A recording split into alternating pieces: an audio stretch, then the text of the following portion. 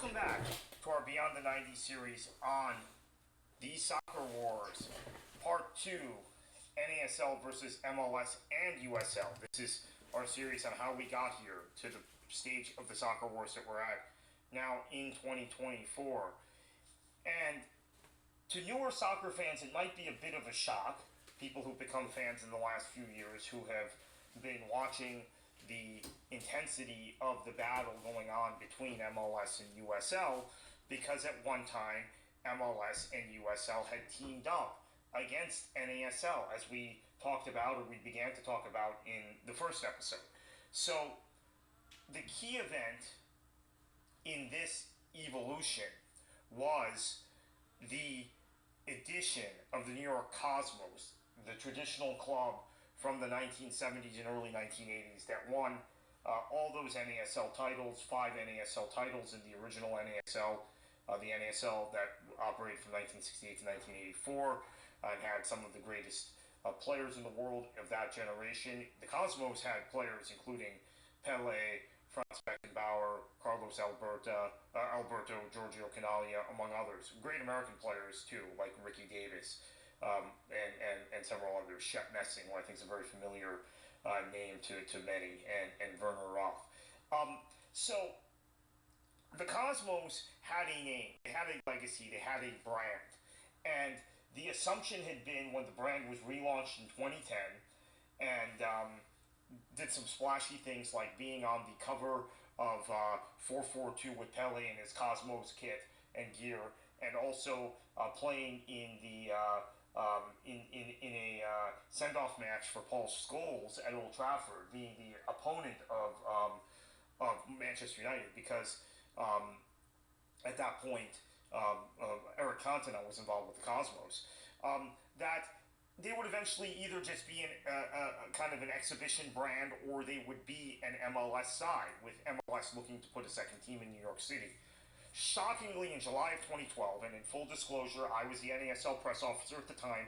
I was in New York. I traveled up there secretly on a Monday.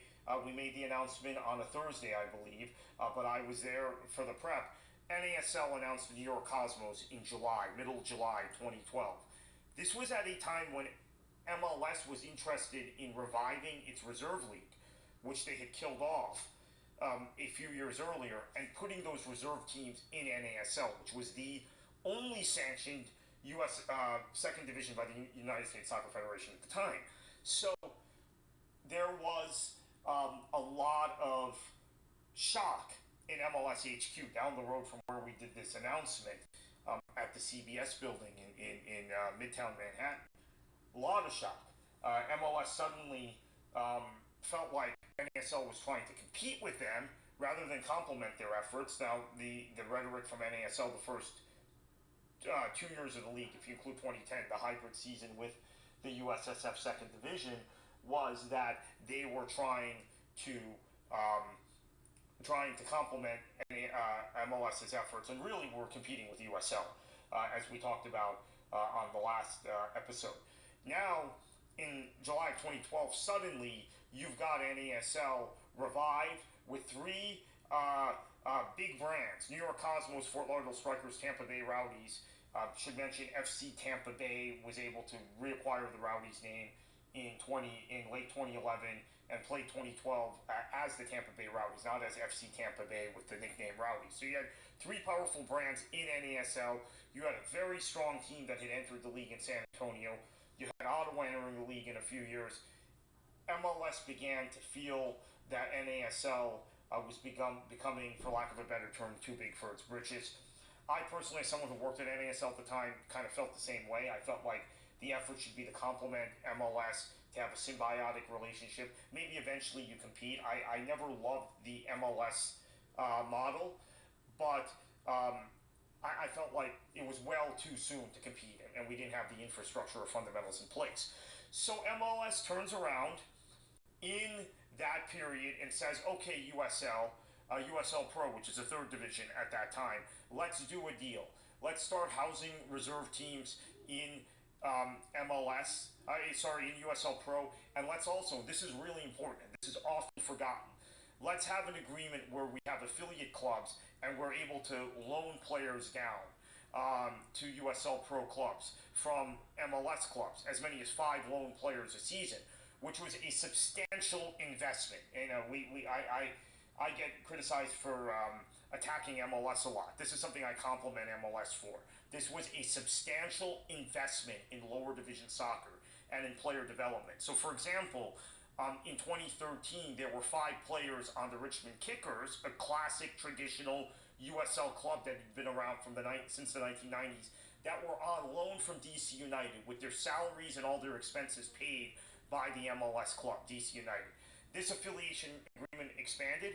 There were some clubs that had reserve teams in MLS and USL Pro. LA Galaxy 2 launched a reserve team. LA Galaxy launched a reserve team, LA Galaxy 2 in 2013. You had several others follow. New York Red Bulls very significantly, Kansas City with Swope Park Rangers. Those 2 sides were exceptional, actually, in terms of their ability to compete in the USL Pro League. There were other affiliate agreements, and sometimes they didn't work out. When Orlando City moved from USL to MLS, they made an affiliate agreement with Louisville City, which this is a little complicated, but Louisville City was actually the relocated Orlando City USL franchise.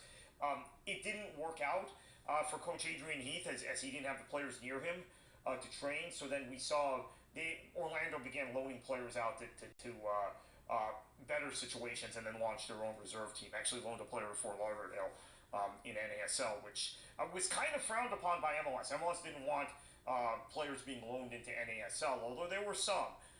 Mike LaHood got loaned from Philly Union to the Cosmos. There were a few at the time. But mostly the loan players were going to USL, which created problems for NASL, as NASL had to compete head-on for players with player salaries and, quite frankly, began overspending at this point, overspending on players. I would say the apex of the NASL was in 2014. The league was very good quality then. You had a championship match between Fort Lauderdale and San Antonio, which was a big-time matchup between 2 very good teams and teams that had that I think had good enough players to compete maybe on the low end of MLS. They may have been able to not make the MLS playoffs if they'd been in MLS, but compete, right, and win a few matches here and there. What we would see after this is a chasm begin to grow as MLS began spending more money. They were developing players with their relationship with USL. Their CBA that kicked in the next year in 2015 was significantly better for minimum player salaries. And when that CBA kicked in and minimum player salaries went up, NASL began to really hurt. And NASL began to overpay for players and create a self-contained player market where guys were just moving from one NASL club to another. They were overspending on these guys. Agents were making a killing off of it.